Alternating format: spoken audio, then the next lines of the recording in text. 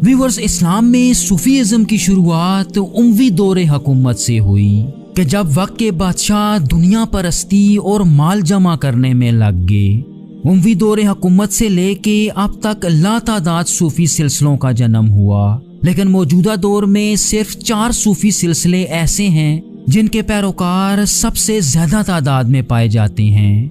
इन 4 सूफी सिलसिलों में नक्शबंदी, कादरिया, चिश्तिया और सोहरवर्दी सिलसिले शामिल हैं। व्यूअर्स, नक्शबंदी सिलसिले के अलावा दुनिया में पाए जाने वाले बेशतर सूफी सिलसिले हजरत अली रज़ी अल्लाह ताला अन्हो से जा मिलते हैं। चुनाचे अगर इनमें सबसे पहले नक्शबंदी सिलसिले की बात की जाए तो इसे समझने के लिए हमें हजरत अबू बकर सिद्दीक रज़ी अल्लाह ताला अन्हो पे जाना पड़ेगा। जैसा कि हम जानते हैं कि आप रज़ी अल्लाह ताला अन्हो नबी पाक सल्लल्लाहु अलैहि वसल्लम के करीब तरीन लोगों में शामिल थे, जिन्होंने आप सल्लल्लाहु अलैहि वसल्लम की ज़ात से बराह रास्त इल्म हासिल किया। इनके बाद इस सिलसिले में हजरत सुलेमान फारसी रज़ी अल्लाह ताला अन्हो आते हैं, जो एक फारसी आलिम दीन और नबी पाक सल्लल्लाहु अलैहि वसल्लम के असहाब में शामिल थे। इस्लाम लाने से पहले आप दीन ज़रतश्त यानी आग की पूजा करने वालों में से थे। और व्यूअर्स, ये वही सहाबी थे जिन्होंने ग़ज़वाए खंदक में आप सल्लल्लाहु अलैहि वसल्लम को मदीना के गिर्द एक खंदक खोदने का मशवरा दिया था। हजरत सुलेमान फारसी के बाद इस सिलसिले में अगली अहम शख्सियत इमाम जाफर अस-सादिक आते हैं, जिन्हें शिया मकतब फ़िक्र का 6ठा इमाम माना जाता है। व्यूअर्स, हजरत अबू बकर सिद्दीक और इमाम जाफर अस-सादिक दोनों की इस सिलसिले में मौजूदगी की वजह से नक्शबंदी सिलसिले को 2 समुद्रों का मिलाप भी कहा जाता है। इसके साथ साथ इस सिलसिले को गोल्डन चेन के नाम से भी जाना जाता है। इमाम जाफर अस-सादिक से चंद नस्लें आगे बहाउद्दीन नक्शबंद आते हैं, जिन्हें नक्शबंदी सिलसिले का बानी माना जाता है। आप सन 1318 में मौजूदा उज़्बेकिस्तान के शहर बुखारा में पैदा हुए और कहा जाता है कि इन्होंने इस सिलसिले की तमाम तालीमात को इकट्ठा किया और इनकी एक तरतीब मुरतब की। यही वजह है कि इनके नाम से ही इस सिलसिले को नक्शबंदी सिलसिला कहा जाने लगा। व्यूअर्स, अगर नक्शबंदी सिलसिले के बुनियादी तरीकों की बात की जाए तो कादरी और चिश्ती सिलसिलों के बरक्स ये लोग दिलों में खामोशी से जिक्र करते हैं। इसी तरह ये लोग किसी सूफी बुजुर्ग की करामात या मुर्जों पे यकीन नहीं रखते और अपनी रूहानी मशकों के लिए किसी किस्म की मौसीकी का इस्तेमाल नहीं करते। इसके अलावा इस सिलसिले में एक शागिर्द के लिए रूहानी रहनुमा होना बेहद ज़रूरी है, जिसकी लड़ी हजरत अबू बकर सिद्दीक रज़ी अल्लाह ताला अन्हो से होते हुए नबी पाक सल्लल्लाहु अलैहि वसल्लम से जा मिलती है। व्यूअर्स, इन खास अहकामात के अलावा नक्शबंदी उलमा ने इस सिलसिले के कुल 11 असूल मुरतब किए हैं, जैसा कि आप अपनी स्क्रीन पे देख सकते हैं। बहाउद्दीन नक्शबंद के बाद ये सिलसिला मजीद कई शाखों में तकसीम हुआ, जिनमें सबसे पहले नक्शबंदी मुजद्दिदी का नाम आता है, जिसके जद्दे अमजद शेख अहमद सरहिंदी थे, जिन्हें मुजद्दद अलिफ सानी के नाम से भी जाना जाता है। आप 26 मई सन 1564 में मुगल सल्तनत के सूबे लाहौर में पैदा हुए और इन्हें बरसगीर में नक्शबंदी सिलसिले का इंतहाई अहम सूफी बुजुर्ग माना जाता है। कहा जाता है कि जब मुगल बादशाह अकबर ने इस्लाम, क्रिश्चियनिटी और हिंदुइज्म के मिलाप से एक मजहब दीन इलाही की बुनियाद रखी तो आपने इसकी खुल के मुखालफत की। यही वजह थी कि आपको 16वीं सदी ईस्वी का मुजद्दद माना जाता है। नक्शबंदी सिलसिले की अगली अहम शाख नक्शबंदी खालिदी है, जिसके बानी खालिद अल बगदादी थे। इनके बारे में आता है कि इन्होंने नक्शबंदी सिलसिले को उस्मानी सल्तनत में फैलाने में बहुत अहम किरदार अदा किया और कहा जाता है कि उस्मानी सलातीन भी इनकी बेहद इज्जत किया करते। नक्शबंदी खालिदी के पैरोकार आज भी मिडल ईस्ट, तुर्की, सेंट्रल एशिया और बरसगीर पाको हिंद में पाए जाते हैं। इसी तरह नक्शबंदी सिलसिले की तीसरी अहम शाख नक्शबंदी हकानी है, जिसके बानी नाजिम अल हकानी थे। इस सिलसिले की खास बात यह है कि ये रवायती नक्शबंदी सिलसिलों के बरक्स ऊंची आवाज में जिक्र करने को तरजीह देते हैं। व्यूअर्स, तो चलें अब हम बाकी के 3 सिलसिलों की बात करते हैं जिनके लिए हमें हजरत अली इब्ने अबू तालिब रजी अल्लाह ताला अन्हो पे जाना पड़ेगा। इन 3 सिलसिलों में कादरिया, चिश्तिया और सोहरवर्दिया सिलसिले शामिल हैं। हजरत अली रजी अल्लाह ताला अन्हो के शागिर्दों में सबसे अहम 4 शागिर्द माने जाते हैं। इनमें 2 तो उनके बेटे इमाम हसन और इमाम हुसैन रजी अल्लाह ताला अन्हो थे और दूसरे 2 शागिर्दों के नाम हजरत कुमैल इब्न ज़ियाद और हजरत हसन बसरी रजी अल्लाह ताला अन्हो था। दुनिया में आने वाले बेशतर सूफी सिलसिले हजरत अली के चौथे शागिर्द हजरत हसन बसरी रजी अल्लाह ताला अन्हो से चलते हैं। यही वजह है कि इन्हें सूफीज़म का जद्द अमजद माना जाता है।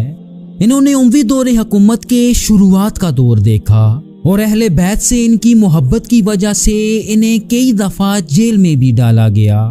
अगर इनके शागिर्दों की बात की जाए तो इनके लातादाद शागिर्द थे, जिनमें सबसे खास इनके 2 शागिर्द माने जाते हैं जिनके नाम हबीब अजमी और अब्दुल वाहिद बताए जाते हैं। इनमें अगर हजरत हबीब अजमी की बात की जाए तो इनसे चंद नस्लें आगे हजरत जुनैद बगदादी आते हैं जो सिलसिला जुनैदिया के जद्द अमजद भी माने जाते हैं। इसके साथ साथ इन्हें बहुत से सूफी सिलसिलों की मरकजी शख्सियत माना जाता है। इन्होंने अपनी सारी जिंदगी हकीकी सूफीज़म के फ़रोग़ के लिए काम किया, जिसके मुताबिक सूफीज़म का मकसद दुनिया से दूर होना ना था बल्कि इसमें रहते हुए दिल को साफ करना था। यही वजह थी कि आपकी तालीमात को तमाम सूफी सिलसिलों में बहुत ऊंचा मकाम दिया जाता है। इसी लड़ी में हजरत जुनैद बगदादी से चंद नस्लें आगे सुल्तानुल औलिया हजरत शेख अब्दुल कादिर जेलानी आते हैं, जिन्हें सिलसिला कादरिया का जद्द अमजद माना जाता है। आप सन 1078 में मौजूदा ईरान के शहर जीलान में पैदा हुए, लेकिन जवानी के बाद आपने अपना ज़्यादातर वक्त बगदाद में गुजारा, जहां वो एक बहुत ऊंचे पाए के आलिम दीन और एक सूफी बुजुर्ग के नाम से मशहूर हुए। आपने अपनी रूहानी लड़ी के तमाम अहकामात को इकट्ठा किया और अपने कादरिया सिलसिले की बुनियाद रखी। अगर कादरिया सिलसिले की तरीकत की बात की जाए तो ये लोग बुजुर्गों के मोजज़ों और करामात पे बहुत पुख्तगी से यकीन रखते हैं। अगर जिक्र की बात की जाए तो इस सिलसिले के पैरोकार बुलंद आवाज़ और इज्तिमाई जिक्र को तरजीह देते हैं। इसके साथ साथ इनका मकसद दिल को लालच, तकब्बुर और दुनियावी मोहब्बत से पाक करना है। व्यूअर्स, अगर कादरी सिलसिले की शाखों की बात की जाए तो पूरी दुनिया में इसकी लातादाद शाखें पाई जाती हैं, लेकिन इस वीडियो में हम बरसगीर पाक व हिंद की कुछ खास कादरी शाखों की बात करेंगे, जिनमें सबसे पहले कादरिया सरवरी आता है, जिसकी बुनियाद पंजाब से ताल्लुक़ रखने वाले एक सूफी बुजुर्ग सुल्तान बाहू ने रखी। आप मौजूदा पाकिस्तान के इलाके जंग से ताल्लुक़ रखते थे और आप एक वली होने के साथ साथ सूफी शायरी के लिए भी जाने जाते हैं। मौजूदा दौर में इनके पैरोकार बरसगीर के मुख्तलिफ इलाकों में पाए जाते हैं। इनके बाद कादरिया सिलसिले की अगली शाख कादरिया मदारिया आती है, जिसके जद्द अमजद शेख बदियुद्दीन मद्दार थे। इस सिलसिले के पैरोकार हिंदुस्तान में बिहार, उत्तर प्रदेश और महाराष्ट्र के इलाकों में पाए जाते हैं। कादरी सिलसिले का सबसे अहम और सबसे एक्टिव सिलसिला कादरिया राजविया है, जिसके जद्द अमजद अहमद रजा खान बरेलवी थे, जिन्हें सुन्नियों के बरेलवी मकतब फ़िक्र के इमाम और बानी के तौर पे देखा जाता है। इनकी तालीमात की बदौलत सिलसिला कादरिया और बरेलवी मकतब फ़िक्र आपस में जुड़ जाते हैं, जिसमें बुजुर्गों और उनके मिज़ारों को बहुत ज़्यादा अहमियत दी जाती है और इस सिलसिले में शेख अब्दुल कादिर जेलानी को भी बहुत ऊंचा मकाम दिया जाता है। इस सिलसिले के लोग आज पूरी दुनिया और ख़ास तौर पे पाकिस्तान और इंडिया में पाए जाते हैं। व्यूअर्स, इन 3 शाखों के अलावा कादरिया सिलसिला और भी बहुत सी शाखों में तकसीम हो चुका है, जिनके पैरोकार आज दुनिया के मुख्तलिफ हिस्सों में पाए जाते हैं। तो चलें अब हम तीसरे सूफी सिलसिले यानी चिश्ती सिलसिले की बात करते हैं, जिसकी शुरुआत हजरत हसन बसरी रजी अल्लाह ताला अन्हो के एक दूसरे शागिर्द अब्दुल वाहिद इब्ने ज़ैद से होती है। ان کی خاص بات یہ ہے کہ انہوں نے حسن بصری کے ساتھ ساتھ امام ابو حنیفہ سے بھی تعلیم حاصل کی، جس کے بعد آپ مکمل طور پہ تصوف کی طرف آ گئے۔ ان کے شاگردوں کی لڑی میں چند نسلیں آگے ابو اسحاق شامی آتے ہیں، جنہیں چشتی سلسلے کا جد امجد مانا جاتا ہے۔ آپ افغانستان میں چشت کے علاقے میں مقیم رہے اور اسی علاقے کی نسبت سے اس سلسلے کو چشتیہ کہا جانے لگا۔ ویورز، اگر چشتیہ سلسلے کی طریقت کی بات کی جائے تو یہ لوگ اونچی آواز میں ذکر کرتے ہیں۔ اس کے ساتھ ساتھ اس سلسلے میں قوالی اور موسیقی وغیرہ بھی پائی جاتی ہے۔ چشتی سلسلے میں غریبوں کی خدمت کرنے اور بھوکوں کو کھانا کھلانے پہ بھی بہت زور دیا جاتا ہے۔ اس کے علاوہ کئی چشتی بزرگوں کی وجہ سے اس سلسلے کو اسلام کے علاوہ ہندوازم، کرسچینٹی اور سکھ ازم میں بھی بہت اونچا مقام دیا جاتا ہے۔ ویورز، ابو اسحاق شامی کے بعد اس سلسلے کی سب سے اہم شخصیت خواجہ معین الدین چشتی مانے جاتے ہیں، جنہوں نے یہ سلسلہ افغانستان سے برصغیر پاک و ہند کی طرف لایا، اور اسی وجہ سے کچھ مورخین انہیں ہندوستان میں چشتیہ سلسلے کا جد امجد مانتے ہیں۔ اسی طرح اس سلسلے کی دوسری اہم شخصیت قطب الدین بختیار کاکی تھے، جو خواجہ معین الدین چشتی کے جانشین اور خلیفہ مانے جاتے ہیں۔ ان کی تبلیغ کا مرکز دہلی اور اس کے مضافات کے علاقے تھے، جہاں انہوں نے خواجہ معین الدین چشتی کی تعلیمات کو ہی آگے بڑھایا۔